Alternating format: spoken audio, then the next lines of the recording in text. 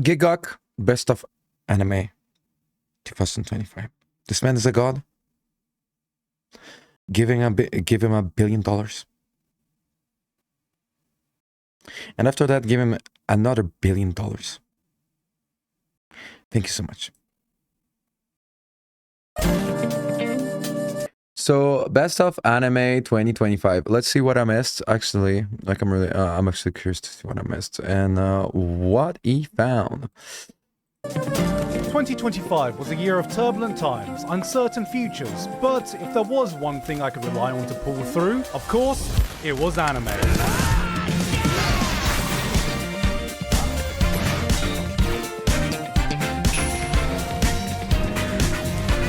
If there was any doubt over anime's position in the world, 2025 has undoubtedly proven it is not just popular, but there are titles that can achieve full-blown mainstream success. Demon Slayer became not only the highest-grossing anime movie of all time, but broke into the top 10 grossing movies of the year, beating out such IPs as... Congratulations, Japan.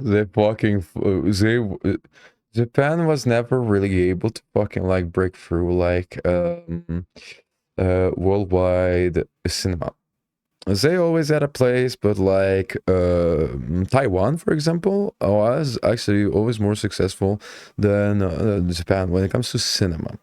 And the fact like it's through anime that they fucking like were able to offer themselves a place in the cinema industry.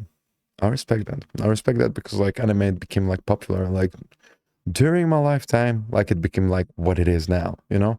Like but it was before, and there was like a lot. But like the fact that like Japan itself like went through like became like a juggernaut in cinema, thanks to anime. I think that like I think that like a Japanese person must be proud because because you know it's nice that they fucking like are able to fucking like to fucking enter this artistic like arena, you know, through who they are, you know, and not through who they are, through who their kids are, and this is really awesome. How to Train Your Dragon and frickin' Superman? This movie was an absolute spectacle that delivered the Demon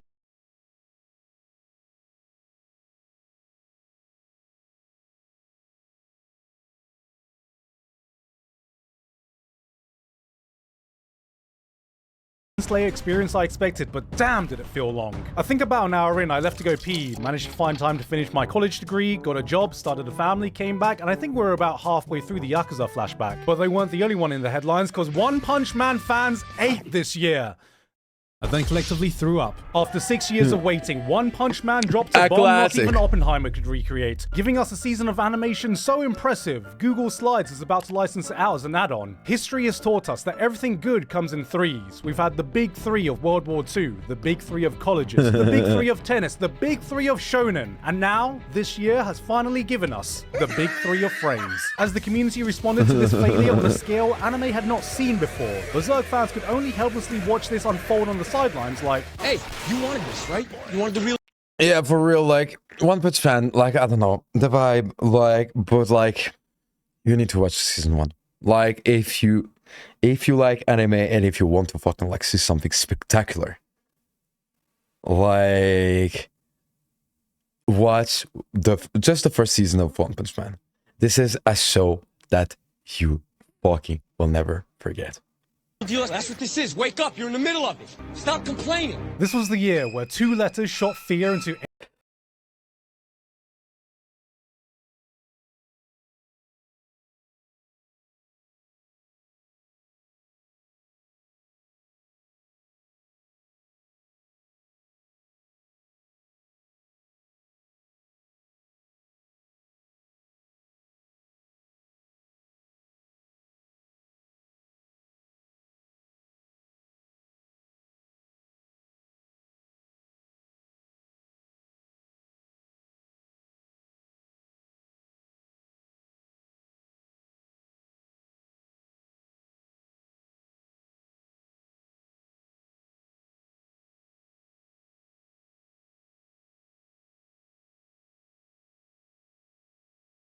anyone that heard them. AI. So is it any wonder people are afraid of technology? Technology!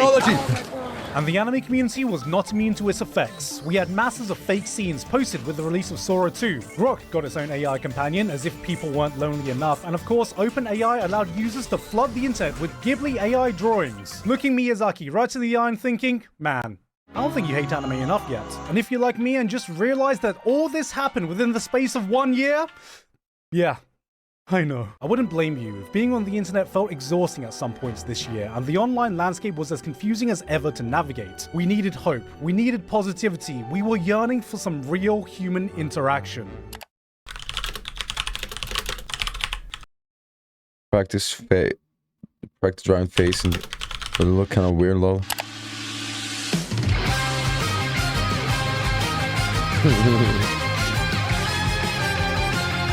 Raise your hands up! I beg of you! There's no time left! Don't be afraid! He's a very good man! Offer up your energy! But the year ended with actual people united under one banner. One drawing a Freerun with a chin so chopped she could withstand an uppercut from Mike Tyson. The voice actor for Freerun changed it to her profile picture as artists all around the world came together to help. The fucking wait, what did he say? The voice actor for Freerun changed. The voice actor for fucking Freerun changed the fucking. This is someone legendary. This right here. This is someone that deserve fucking respect. To her profile picture as artists all around the world came together to help draw her in a rare case of all-around positivity being spread online. This was the alive human theory. Rare case of all-around positivity being spread online. This was the alive human theory, real human-to-human interaction. No bots, no AI, just sheer determination to pick up a pencil and the will to follow what we knew Himmel the hero would do. Once and for all, proving the strongest AI slop can still be defeated by the weakest pencil user. Did anything else happen this year? Oh yeah, I made my own anime or something. This is the part where I normally get to my honorable mentions, but today I have something else I need to mention honorably, and that's today's sponsor, Arknights Enfield. The wait is finally over. I've talked about it. I streamed the beta, and now with over 30 million global pre-registrations under its belt, Arknights Enfield global launch is now upon us. But just in case you haven't had the release date in your calendar and counting down the days since they first announced it like I have, let me fill you in. Arknights Enfield is a 3D real-time strategy RPG where you command a team of 4 operators of diverse classes and skills to take down powerful enemies. Being a spin-off of Arknights, Enfield carries forward the cinematic storytelling and stylized aesthetic of the original. That means incredible cutscenes, dripped-out character designs, and everything we loved about its presentation. But now you can experience all those great things while exploring a varied selection of dynamic world environments. Whether it's the industrial landscapes of Valley 4 or the Wuling region's blend of traditional aesthetics and future designs, each is full of different missions and unique challenges whilst you gather resources and transform the world itself through factory building mechanics. And during the release celebration, not only will you have a chance to pull for the 6-star characters Levatane, Gilberta, and Yvonne, but you also get a whole bunch of rewards through in-game events. This includes up to 135 free pulls, 2 6-star weapon selection crates, the 6-star operator Ardalia, and the 6-star weapon Dreams of Starry Beach. So if that sounds as great to you as it does to me, Arknights Enfield is available now on PS5, PC, and mobile. So check out that link in the description to download the game today. Thank you again to Arknights Enfield for sponsoring us today, and with that said, here are the actual honorable mentions. If this is your first time here, I rarely put continuations of shows I've already talked about on previous lists unless it really goes above and beyond and gives me something new to say about it. But that doesn't mean I didn't continue enjoying them. Dun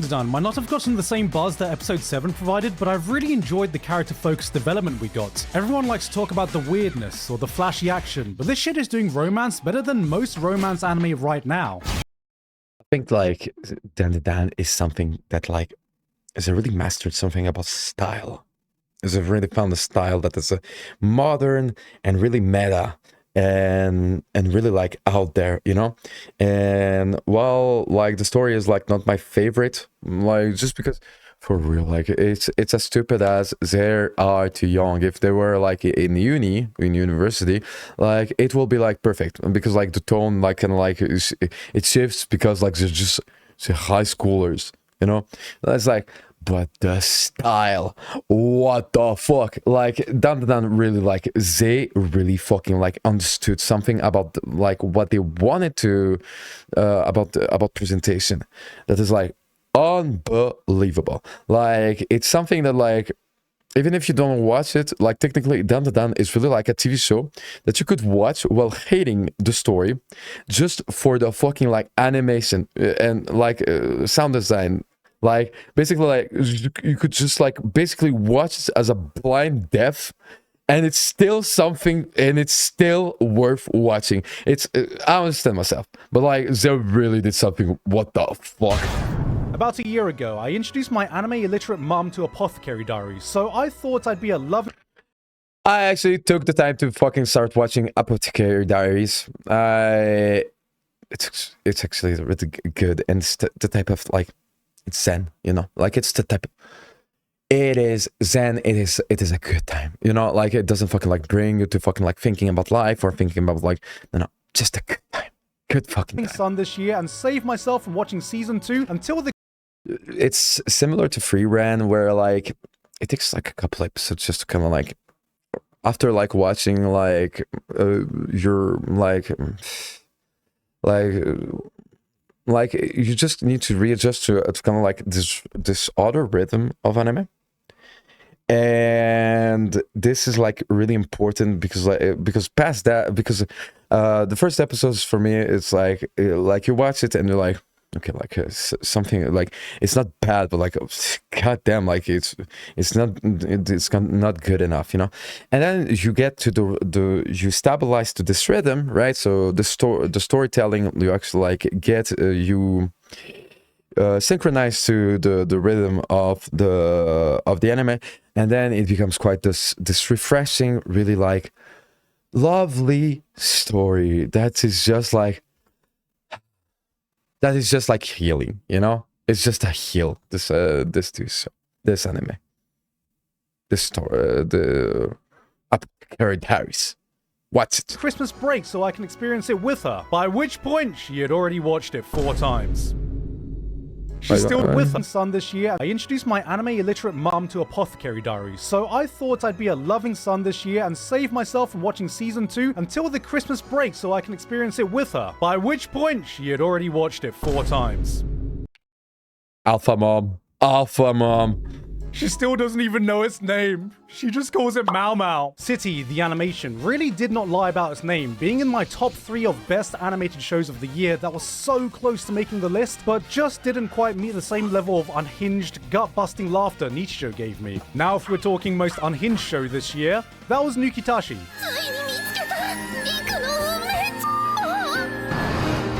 I would love to talk about this one more, but the amount of frames I'd be able to get away showing here would equal that of an episode of One Punch Man 3. Solo leveling. Now I know you're going to ask me about this, so let me just set the record straight. And the anime award goes to... Sung Jin-woo from Solo Leveling. I like Solo Leveling. Solo Leveling is a series that knows exactly what it is. Yes. Well, I think that like when it comes to solo leveling, it's kind of like the method that they use. Like for Dan, I was talking about like the style that like is like absolutely unbelievable and like just like something out there, you know. For solo leveling, it's just like the fucking like it's just what I just said. Like it's just like the kind of like fucking god, do I need to fucking watch my I forgot the fucking answer. It's just like they did it just right, you know, for solo leveling. So it's just like it's just right, you know. It feels just right. It doesn't. And while solo leveling, you can feel that like it won't be like this fucking like, oh my, this fucking like Chainsaw Man or like this fucking or Jujutsu Kaisen. It will like always have this kind of like. This is like solo leveling is like, for example, like a good entry anime. Like this is like not too much, not too little, just enough. Fuck you, they did. They managed to fucking like do something that like is really like perfect first entry for like someone that has never watched anime. At least like this is kind of like what they do, but like they within like they really structured really well, and everything is like really well enough. And it's like it sounds stupid, but like within like like even like let's say like the big three, right? Naruto, Bleach, and One Piece. Like you'll know that like is having everything well done well enough, you know, when it comes to like storytelling and the anime itself. They do it, they don't do it. It's something complicated that like doesn't happen all the time for these juggernauts, right? But for like solo leveling, I feel that like it felt just right to just watch it. Like it always felt like fucking like just like good, you know? Not fucking exceptional, not fucking like, but the fact that like it felt good all the time, like this is what like made me really like fucking like feel something about like this anime, like the story, etc. Like, but like just like about like the art direction and like the rhythm and everything, like the anime itself, right? Like basically anime mathematics, right? It does one thing, but does that one thing so exceedingly well, you do not care about anything else. And this season delivered some of the best power fantasy or farming action spectacle you can find, and I ate it up. But that doesn't also mean I think it's the best anime, or has the best main character. To me, this is not a 3-star Michelin dish, it is a McDonald's chicken nugget, but the best fucking nugget you've tasted in your life. And who Fucking exactly. What the fuck? doesn't also mean I think it's the best anime, or has the best main character. To me, this is not a 3-star Michelin dish, it is a McDonald's chicken nugget, but the best My fucking god, what the fuck? We completely agree on that. What the fuck? fucking nugget you've tasted in your life. And who wants to live in a world without nugs? Nice. Last year, I did a cop-out by Nice. putting a movie at the top of the list. Thankfully, this year was so stacked with choices, I didn't need to do that again. But if I did, 2 titles would definitely be making the list. Chainsaw Man lived up to the absolute cinema meme it originally started. This wasn't just another shonen movie adaptation, it was a perfectly crafted cinematic experience. And I think it says a lot that for how much jaw-dropping, mind-blowing action sequences this movie I actually thought about like watching like Chainsaw Man the movie. And then I told myself, you know, Chainsaw Man. So like not scary like watching one in my home, but like in a cinema. I kind of thought about it. I was like, it must be like quite more intimidating to fucking watch this anime in a fucking like theater. Like I kind of thought about it. Like I watched it anyway, but like it's interesting. Like it's just interesting.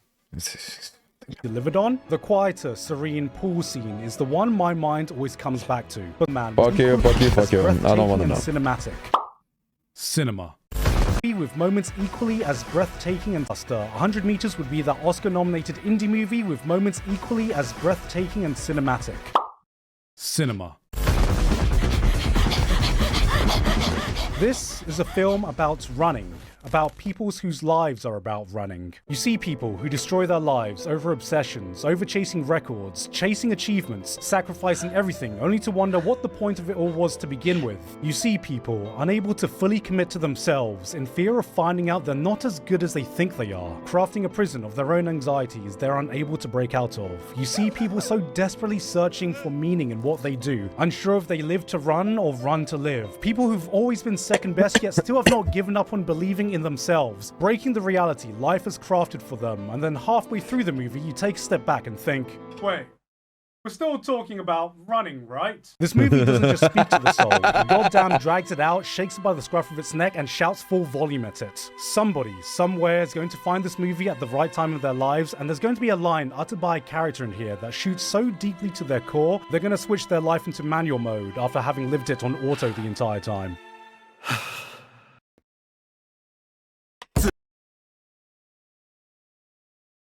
Give this man $1 trillion more. So you know, like the $2 trillion that I talked about. How do you like before we started watching like his video? No, add to that like $1 more trillion that like you give to him. Thank you.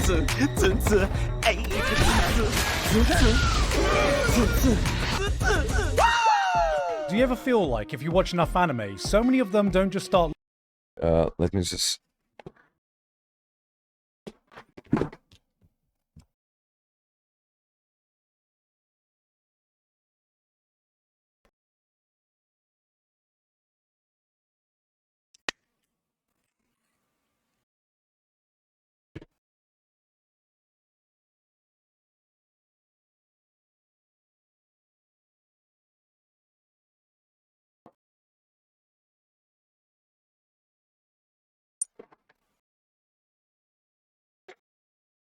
looking the same, but also start to feel the same? Jawnhto spits on that, taking pre-established conventions and says, nah, I'm gonna do my own thing. This is set in the world of trash, taste, but unlike the latter, there is absolutely nothing garbage flavor Watch Trash Taste if you know what it is. about presenting one of the most insane worlds Shonen has to offer. Have a look at these characters. Now, unless you've already seen them, you might not be able to tell that these are 5 characters from 5 completely different shows. They're the same picture. Now take one character from Jawnhto. Not only will you never be able to mistake the show they're from, but their If you do not know the story of the mangaka of Jawnhto, fucking check it out. I won't say more. Just check it out. style, their attitude, how they carry themselves, everything about them screams expression that you know exactly what type of personality they have. Now multiply that by all the minor characters you'll ever see. Jawnhto has a design philosophy that permeates every single aspect of the show, creating a visual language with a vibe that is absolutely unmatched. Neon lights flood the back alleys, the streets are crude and gritty with a stench that almost permeates through the screen. Graffiti plasters every wall you walk past. The world doesn't just feel lived in, every little detail exudes a sense of character that communicates a story to you without having to utter a single word. The author teamed up with a real graffiti artist to help craft the art behind it, which just adds that layer of authenticity to its visual identity. And also, just look. Do you understand? The fucking mangaka. She fucking like thought about graffiti. She found a fucking graffiti artist. Don't fucking do the graffiti of the anime. Check out the story of like the fucking mangaka. Fucking insane. Awesome. Look at her. She is a character in her own world. Then you have the power system.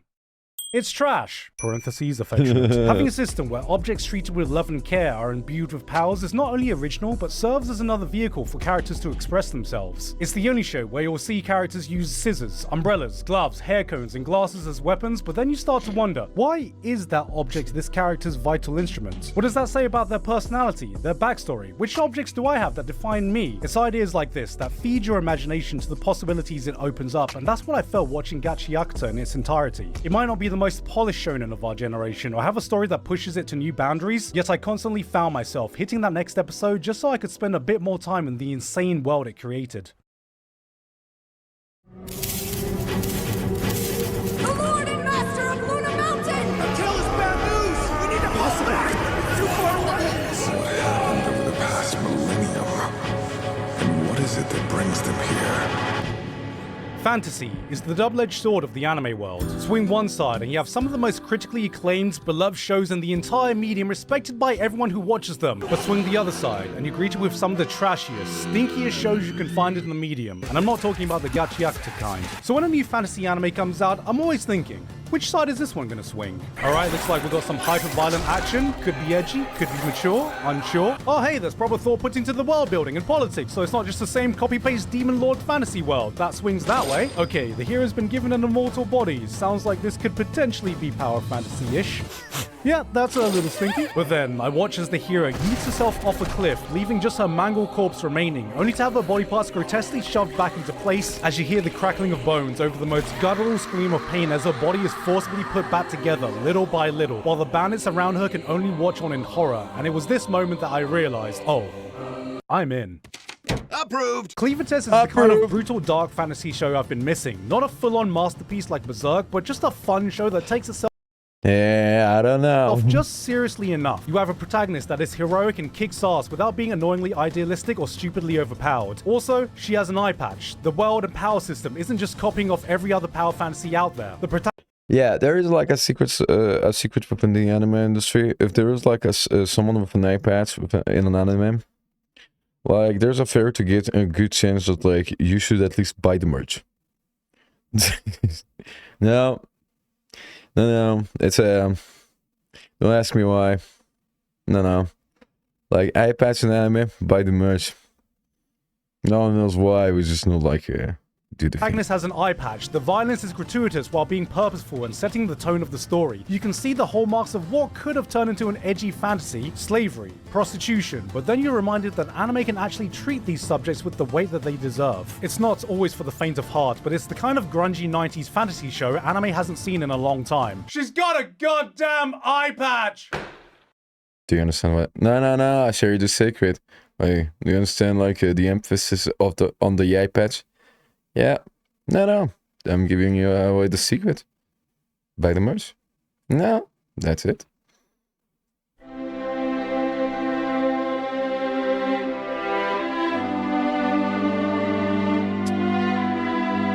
You ever see a new parent and how their eyes light up when talking about their kids? They show you a million photos of the same pose. They brag about the smallest achievement their kid was able to do. You feel a sense of pride you've never felt before towards anything else when they speak. That's what watching Medalists makes you feel like. This is a show about ice skating, but it's also a show about role models and the rewards of what being a great role model can get you. Inori is an 11-year-old girl who's been told she's too old to enter the figure skating world. She's shy, insecure, and collects worms for a hobby. This girl is going to get absolutely destroyed in What the fuck? Who the fuck collects worms? Like on this one, it's like, no, it's just like really random. Like, no, everyone like to each their own, but like this one, like, I didn't expect it, this one. schools. But just by finding one person that believes in her, she's able to see something in herself that she never could before, shine in a way she never believed, and you're invited to be a part of that transformation. Medalist grabs you with grounded, well-realized characters all around, doing something revolutionary by treating its child characters like normal characters. Because did you know? Children are people too. When you think about it, it's kind of fucked up how much your life insecurities and self-image are defined by a few early moments in your life. Maybe a teacher said that you were dumb, and then from then on you just accept that as a fact. Or maybe, hypothetically, you were told your hair looks silly, so you start spiking it up like fucking Sasuke. Or a friend said you were boring, so you buy this Scarface poster to pretend like you have a personality. Or you look like a nerd. Yeah, the Scarface poster. Give him another $1 billion. With glasses, so you start wearing contacts every day. So seeing someone who was able to be set on the correct path because they found the right person, found the right role model, spoke to a part of my younger self that might not have gotten that same opportunity. Every small achievement, every small step they take becomes a collective win. And when they pull through and hit that complete triple axel after numerous falls, you'll be shedding tears like a proud dad telling the person next to you, "That's my kid. Yeah, that's my kid."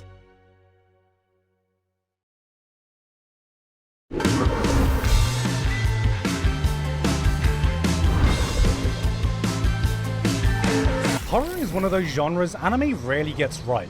On one hand, I think the medium makes it harder to get genuine scares compared to its live-action counterparts, but then one too many times we get a promising project like Uzumaki that took a bit too much inspiration from its source material and spiraled its own production into madness. I was beginning to lose faith, but thankfully the summer Hikaru died not only restored that, but has set the bar of how anime can achieve horror of the highest quality. So you may be wondering, what's so different about this one? He's gay, but he has a special connection to classical music. There's many things that are interesting about him. I'd heard so many great things about this manga, but I watched the anime knowing nothing about it. I wanted to go in raw, and apparently, so did they. And within the first few minutes, it's evidently clear how this show succeeds where so many others have faltered. Almost immediately, you are drawn in with this eerie sense of dread that crawls under your skin and doesn't let up. Every scene oozes a sinister air as thick as the summer humidity you're watching on screen. It's not about jump scares, it's the ghastly imagery that gives you a peek into the eldritch horrors that lay beneath the shadows. Horrific entities. On this one, just watch the trailer. Just watch the trailer. Offer this this anime a chance just by watching the trailer. For real. Like they really are able to like just like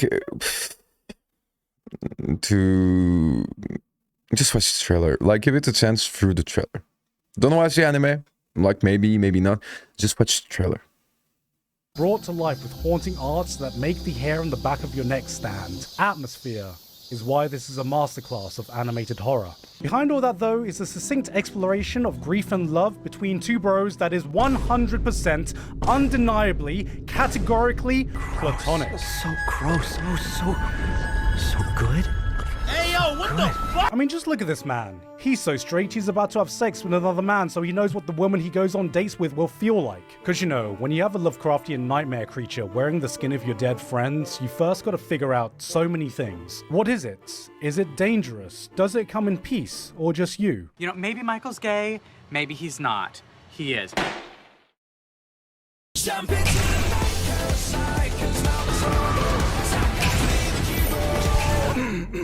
Okay, to be a hero. Never heard of like a Chinese anime? Me neither, friend. Then I watched To Be a Hero. Oh my god. They do something about storytelling. If you know, you know. If you discover it later, you'll understand. Like, I won't even like fucking talk about it. Like this anime, like, you want to see the fucking like Chinese vibe on fucking anime, the Chinese take. Fucking watch To Be a Hero X.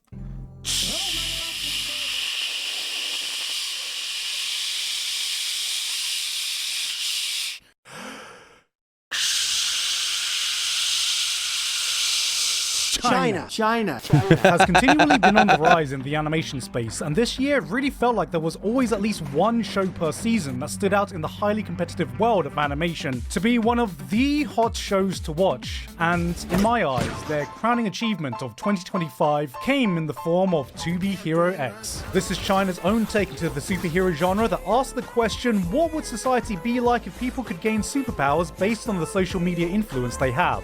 India is now a world superpower. OnlyFans is more powerful than Disney. But in the world of To Be Hero X, anyone can gain superpowers as long as you are able to convince the masses to believe in you. Trust is how you gain power in this world. People's mass perceptions dictate not only who becomes a superhero, but the types of powers they get and the life they lead. There's Furman, a firefighter who saved a young girl from a falling ceiling that went viral, gaining him the power of incredible strength and invulnerability at the expense of never being able to take a proper shit ever again because he can never bend over thanks to his immovable image. Then there's this guy.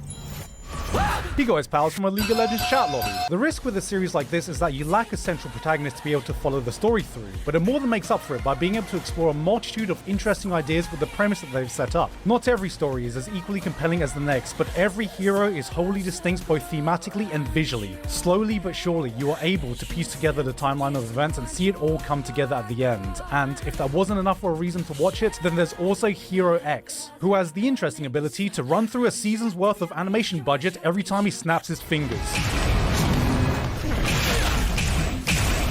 Outside of the unique world setting and power system, this has some of the coolest action sequences I've seen in an animated TV series. And if that still isn't enough for a reason to jump on, watch it because the creator's a pretty cool guy also. I don't know where I heard that one from. Yeah, no, for real. Like, I don't know. Makes me curious about like actually like I want to check out that one. Just give me it.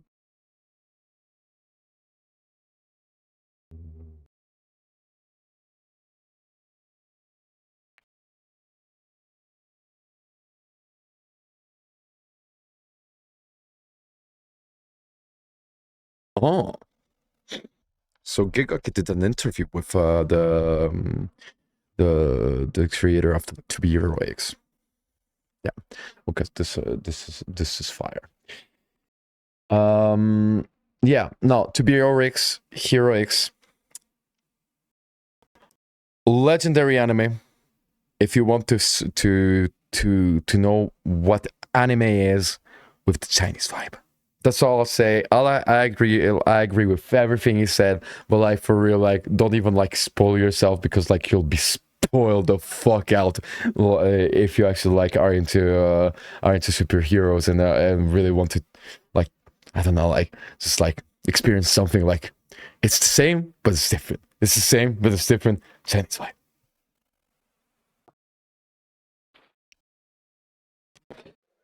Of course, there's a lot of misery, but it is the same misery that is all around us. The trees here are in misery and the birds are in misery. I don't think they sing, they just screech in pain. I remember the first time I watched the movie Requiem for a Dream, a movie so shockingly powerful that it disturbed me to my core, yet allowed me to experience emotions few pieces of fictions had been able to make me feel. Its message has left an imprint on me that remains to this day and continues to be one of those films I'm glad I experienced but never wanted to watch again. I said exactly the same thing to myself after watching Takopi's Original Sin. This is one of those shows that leaves you completely drained, giving you the sinking feeling that drops down to the pit of your stomach at the end of every episode. Genre? Drama? No, this is a straight up horror anime for your emotions. It's about an alien, Takopi, from the planet Happy. All he wants to do is spread smiles and happiness without a single shred of negativity. He's the type of guy who'd hear about a racism problem and try to solve it by running. Now pair him with the Trauma Trio, 3 kids whose collective future therapist bill would equal the GDP of Norway. That's right. Fuck you. Hey, little buddy, how are you doing? Oh my god! Whoa, whoa, whoa, whoa, whoa! Oh my god! Whoa, whoa, whoa! It's Japanese Smiling Friends. This is a series that wastes no time into throwing you into the absolute deep end of emotional trauma and letting you sink further from there. Watching the first episode of Takopi is like...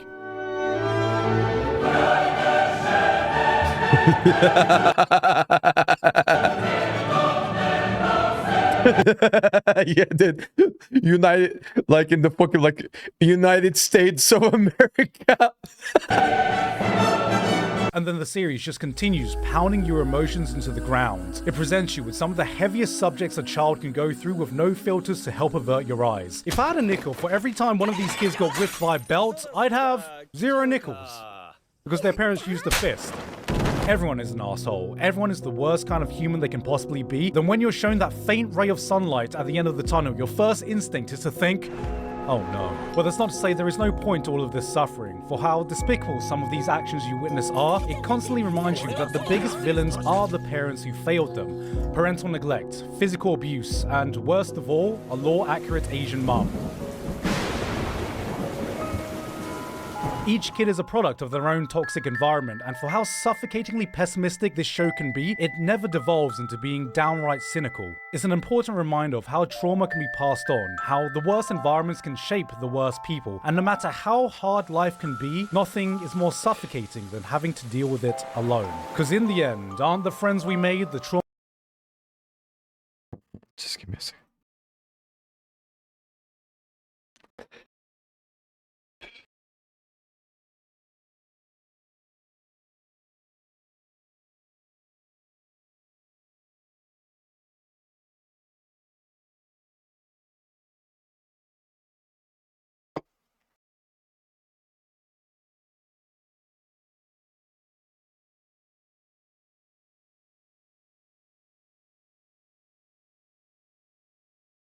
Trauma bonding we did along the way?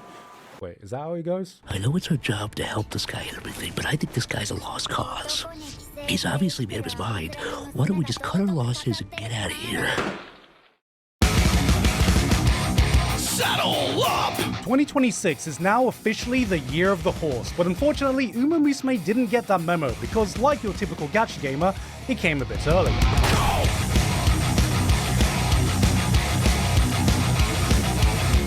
This was the year the internet collectively fell into the Uma Musume rabbit hole, and Cinderella Grey embodies every damn reason of why this franchise became a global phenomenon. This was the highest intensity, no bullshit, all action sports anime to come out in 2025, delivering that level of jump out your seat hype in every single episode you put on. You are given little room to breathe, going from one race to the next, every match injecting that burst of adrenaline your body starts to crave. If you were living under a rock last year, yes, there is a gacha game of the same IP, yes, this is anthropomorphized horse girls running against each other based on real historic races in Japan, which I've already talked about when I covered the show last month, but you don't need to know any of that to enjoy the spectacle it delivers. That rush as you witness that last eruption is as addictive as any drug. You hear the roar of the crowd as the commentator eggs them on, as you watch athletes digging deeper than they ever have before. Suddenly this janky ass anime... The animation is just like, I don't know what the fuck they do. These people, it's like the animation of what's it called? Of 4. What the fuck? Just what the fuck? Girl run becomes the most hype thing you've ever seen as you shout out, God, this is what peak performance looks like! And then the race is over. You calm down, switch on the next episode, and experience it all again. Wait, that last paragraph sounded familiar. Was that ChatGPT? No, in fact, it was GigGPT because I just copied it from myself. I've already said everything I have to say about it in that video, so you know what? I'll just let ChatGPT rewrite my own work to tell you again, in the style of Giguk.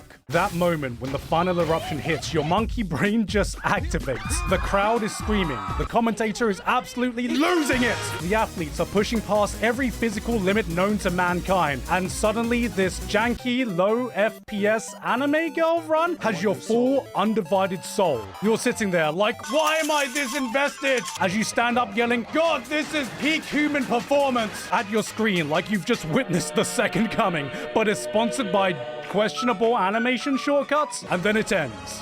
You blink. You remember you're an adult. You sigh, click the next episode, and willingly let it happen to you all over again, because anime has once again tricked you into feeling emotions through sheer bullshit and spectacle. What the fuck does ChatGPT think I sound like? The wanker. You can go watch my actual video if you want to hear everything I have to say about it better than Gig GPT ever could. Okay, I promise I'm going to stop glazing my own work now. Anyway, number 3. Barn, The Boundaries of Adulthood. This was a new anime made by a fairly new creator in the industry. あなたに出会ったら毎日がとても短くなった Attention spans are fucked. Memes are incomprehensible. I can't be the only one who feels like every day I see something that makes me lose IQ until my last remaining brain cells are stuck there on life support, powering the last bit of sentient thought I have. But this year, there was no show that healed my soul more than watching Apocalypse Hotel. In an era of brain rot, this one gave me pure brain ripe. Apocalypse Hotel is a different kind of slice of life. It has all the hallmarks that make up the genre: a quieter, subdued approach to storytelling, charming characters, a whimsical, bright air that complements its calming atmosphere. And then you keep watching.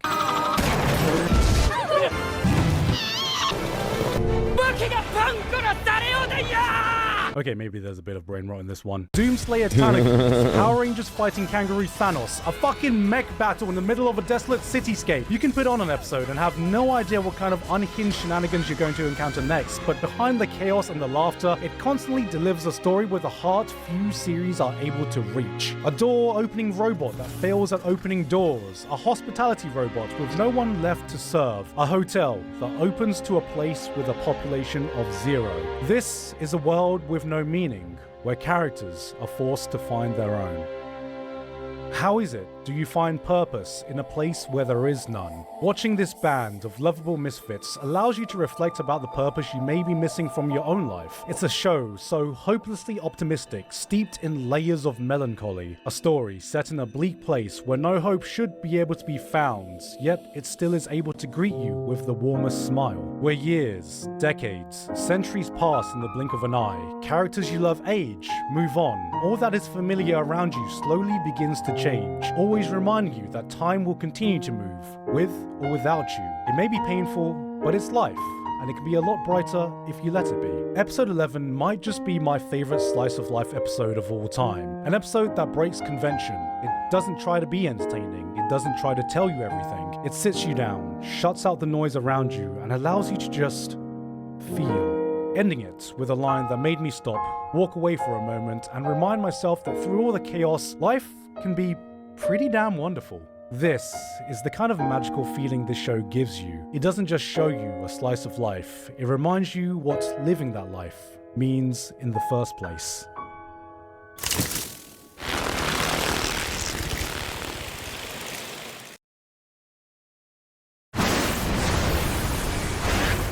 Was this supposed to be the end?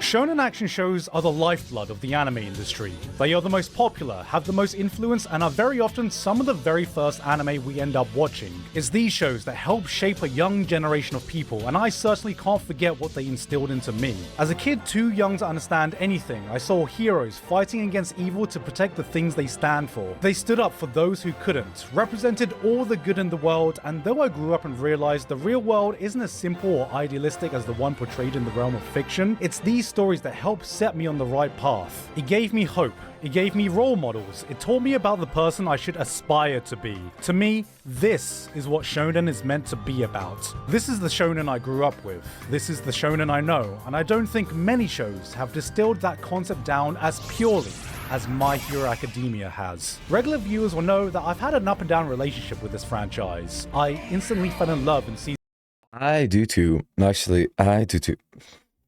Like My Hero Academia like is really interesting, and then you get into it, and then it's like there's a moment of disconnect, at least for me, and it's like maybe I'll come back to it because like I had it was like a fun time, but at the same time it's like there's a disconnect, and it's like oh fuck that is like I'm done, and but like it is like this is really like you're fucking like Marvel. Like My Hero Academia is really like because like I don't know about like anime fans, but like they have like this thing about like being kind of selective. Even One Piece is not for everyone, you know, right? In DC, Marvel, like the comic book world, you know, like the fucking Marvel movies, it's like everyone agrees it's a good time. And My Hero Academia is really like this Marvel movie, you know, like.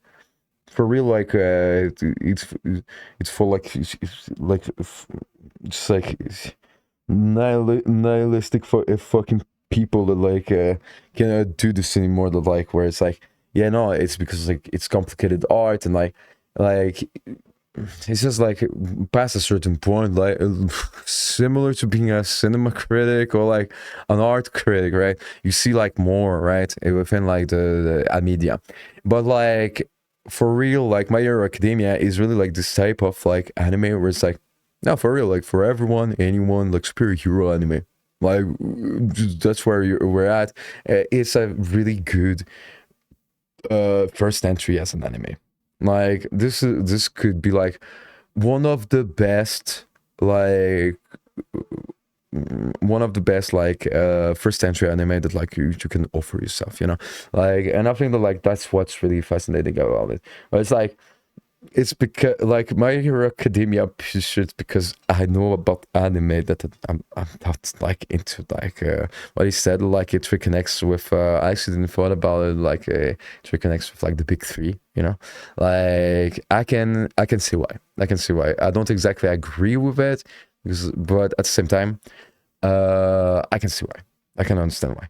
But at the same time it's like really like it's a fucking like Marvel movie that, like like you can watch My Hero Academia with anyone, everyone. It's like, and it's like this can be like this is like a good first entry. It's like not too fucking like loud or too fucking silent or like too fucking like it's just good enough at this point. Like it's an anime that you can fucking like show to your cat, to your dog, you know, and it's it will fucking vibe, you know, like it's like it's good, you know, it's great.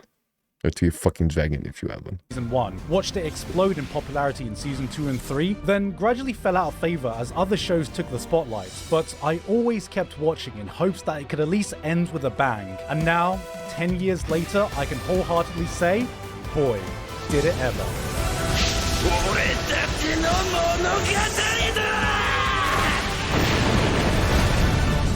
This final season delivered a spectacle worthy of the legacy it will leave. And now that's all over, looking back, I feel like My Hero Academia came out in a strange transitionary period. In a time where its contemporaries were getting darker, getting weirder, getting bloodier, it almost felt like MHA was the squeaky clean, straight-laced student in a classroom of delinquents. And yet, it managed to achieve what so many long-running series have failed to do. For after 10 years of characters, action, drama, and development, it was able to close out standing tall, shouting a clear and concise message for the world to hear that stayed completely true to what it always was. Anyone can be a hero. Anyone should try to be a hero, even if it's just for the people around you. It's hopeful, it's optimistic, it's somewhat maybe cheesy, but it is very My Hero Academia. This may not go down in history as everyone's favorite show, but I will remember it as a testament of what the beating heart of shonen should be. We will always need heroes. We will always need hope. We will always need a story like this. And at the end of this era, I'm glad it was there to remind us one last time.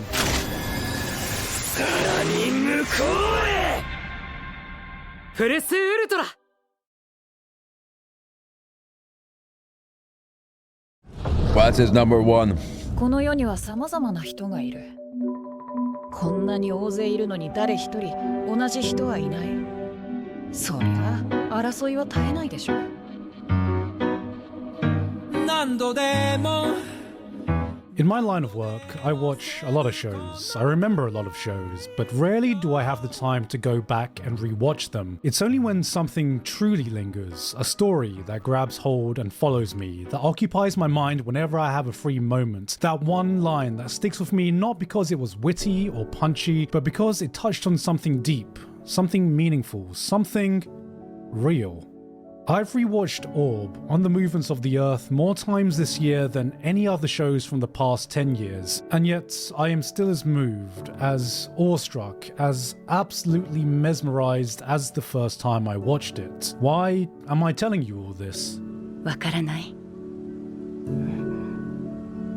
私の感動を必死に伝えてる。This was a show that, when half done, I put as 4th on my list last year, not knowing that when I finished the entire thing, it would become my anime of the decade. That's a big statement, and you may not agree. You may have other shows you prefer. It may not have hit you the same way it hits me, but that is my truth. And for a moment, I wanted to invite you to see what that truth meant. A show like this comes along only a few times in a generation. It is not only one of the most original, beautiful, and nigh on unpredictable series to come out in modern times, but it's one of those stories that has the power to teach you something about yourself. Without preaching, without telling you what's correct, it presents you with profound ideas and helps guide you to find your own answers. Orb is an anime about heliocentrism. It's about proving the Earth moves around the sun, but also it's a story about truth, about people who fight for truth, about the lengths people will go to prove truth, about people who have their truths challenged and respond to it without disrespecting the person that challenged it. An egotistical priest putting his trust in the wisdom of a peasant, a devout believer defending the words of an atheist. The heroes of the story are not the ones who are right, it's the ones who are willing to accept that they could be wrong, who will listen to those that oppose them and try to understand even if they don't necessarily agree.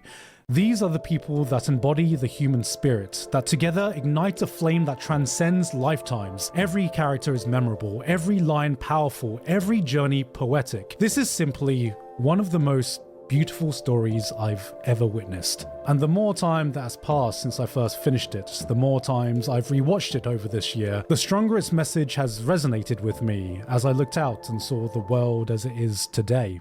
Unlike the world of Orb, we live in a time when information is more readily available than it ever has been, and yet truth has never felt so hard to find. Technology that should have allowed us to grow closer has divided us even further. Knowledge is no longer the currency we lack. It's trust. A lack of trust that has eroded the respect we have of our fellow person. Ideas are not built on, they are condensed down, dismantled, and publicly shamed. Everyone is a soldier, enlisted to fight in an ideological war of exchanges, where common ground is no man's land and the winner is decided not by who is more right, but who can prove the other side more wrong.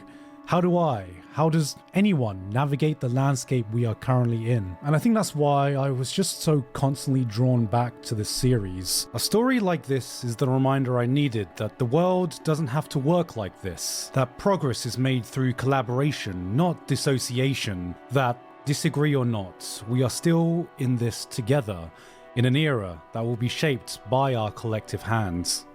同じ時代を作った仲間 Whether any of us have the right answer or not, it's thanks to this show that I remembered, as long as you can continue to question whether you are right. 不正解は無意味を意味しない。何かを知るということだ。指導説を信仰してる。このためにわざわざ生まれてきた。きっと迷いの中に倫理がある。筆教。それは知性だ。You won't find the wrong answer. Wow. So, about the $1 trillion that everyone owes Gigok. I want to talk about it, but quite disappointed. No. That's what we owe him. It's technically I don't owe him $1 trillion, but you people do. The degenerates, right? Thanks so much, Gigok, for another fucking spectacle. And subscribe, leaving my like, and giving paychecks with 7 zeros at least.